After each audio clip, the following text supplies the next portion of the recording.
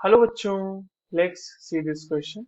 A solution comprising zero point 0.1 mole of naphthalene and zero point 0.6 mole of benzene is cooled until some solid benzene freezes out.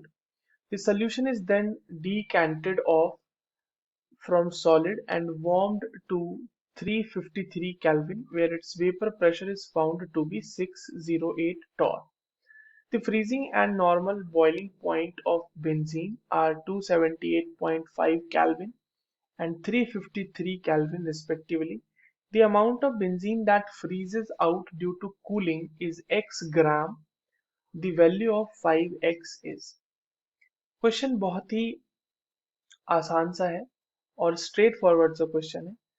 तो सबसे पहले ये देख लेते हैं कि इस क्वेश्चन को सॉल्व करने के लिए हमारे पास कौन से की कॉन्सेप्ट की जानकारी होना जरूरी है। तो relative lowering of vapour pressure आपको पता होना चाहिए कि उसको कैलकुलेट कैसे करते हैं, और अगर आपको ये पता है तो आप इस क्वेश्चन को सॉल्व कर सकते होंगे। ठीक है, relative lowering of vapour pressure. Relative lowering of vapour pressure को अगर मैं मैथमेटिकल टर्म्स में लिखूं तो P not minus P upon P not is equals to mole fraction of solute. ये होता है जहाँ पे पी नॉट जो है वो प्योर लिक्विड का वेपर प्रेशर है और पी जो है वो सोल्यूशन का वेपर प्रेशर है। अब देखिए हमारे पास गिवन क्या क्या है इस क्वेश्चन में। Number of moles of benzene given है, ठीक है, मैं उसको एन बी के फॉर्म में लिख रहा हूँ, तो वो हो जाएगा 0.6 मोल। हमारे पास नंबर ऑफ नेफ्थलीन भी, number of moles of naphthalene भी गिवन है जिसको मैं एन एन पी लिख रहा हूँ, वो दिया हुआ है 0.1 मोल। ठीक है, अब देखिए पी नॉट हम कंसिडर कर लेंगे 760 टॉर, जब प्योर सॉल्वेंट था कुछ नहीं था, और हमारे पास जो पी है सॉल्यूशन में वो है 608 टॉर, 608 टॉर। ठीक है, अब P not minus P upon P not किसके बराबर हो जाएगा देख लेते हैं। तो 760 माइनस 608 है, ये 608 अपॉन 760, ये आ गया 0.2 के बराबर, and this is equals to mole fraction of solute, जो कि हमारे पास यहाँ पे नेफ्थलीन है सॉल्यूट के फॉर्म में। हमारा जो सोल्यूशन बनाया गया उसमें कम मोल नेफ्थलीन का है, so we will consider it as solute. ठीक है, अब अगर इसको थोड़ा सा और आगे बढ़ाया जाए सोल्यूशन को, तो mole fraction of naphthalene will be equals to number of moles of naphthalene upon number of moles of naphthalene plus number of moles of benzene. ये हो सकता है, इसको हम इस तरह से भी लिख सकते हैं कि number of moles of naphthalene plus number of moles of benzene is equals to number of moles of naphthalene upon mole fraction of naphthalene. Simple सा मैथमेटिकल मैनिपुलेशन किया हुआ है।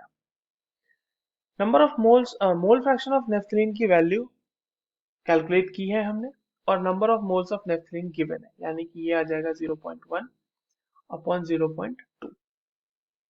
ठीक है, ये मोल ही होगा ऑब्वियसली, मोल, क्योंकि मोल फ्रैक्शन तो यूनिटलेस है और ऊपर मोल तो मोल ही है। ये वैल्यू आ जाएगी आपकी 0.5 मोल के बराबर। अब देखिए 0.5 मोल जो हमारा पूरा सोल्यूशन है उसमें 0.5 मोल है, मतलब n of naphthalene plus n of benzene, यही है, वो उस वेपर प्रेशर के ऊपर हम कैलकुलेट कर रहे हैं।